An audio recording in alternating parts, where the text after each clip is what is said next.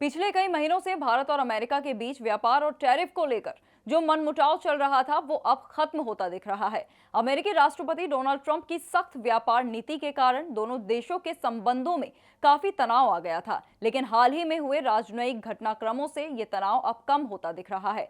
रूस के राष्ट्रपति व्लादिमीर पुतिन की भारत यात्रा के तुरंत बाद प्रधानमंत्री नरेंद्र मोदी और राष्ट्रपति ट्रंप के बीच फोन पर हुई बातचीत से संकेत मिले हैं कि दोनों देशों के रिश्ते फिर से पटरी पर आ सकते हैं। गुरुवार को हुई इस अहम बातचीत की जानकारी प्रधानमंत्री नरेंद्र मोदी ने सोशल मीडिया पर दी। पीएम मोदी ने बताया कि राष्ट्रपति ट्रंप के साथ उनकी बातचीत बहुत अच्छी और काम की रही। इस दौरान दोनों नेताओं ने भारत अमेरिका की बड़ी वैश्विक साझेदारी कॉम्प्रिहेंसिव ग्लोबल स्ट्रेटेजिक पार्टनरशिप में हुई तरक्की की विस्तार से समीक्षा की। साथ ही उन्होंने आसपास के क्षेत्रों और दुनिया भर के जरूरी मुद्दों पर भी गहरी चर्चा की।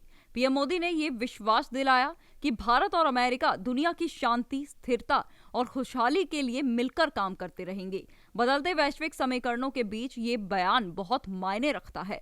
बातचीत में व्यापार, नई और महत्वपूर्ण तकनीकें, ऊर्जा, रक्षा और सुरक्षा जैसे मुख्य क्षेत्रों में सहयोग को और मजबूत करने पर खास ध्यान दिया गया। दोनों नेता इस बात पर सहमत थे कि साझा चुनौतियों से निपटने के लिए भारत और अमेरिका को एकजुट होकर आगे बढ़ना होगा।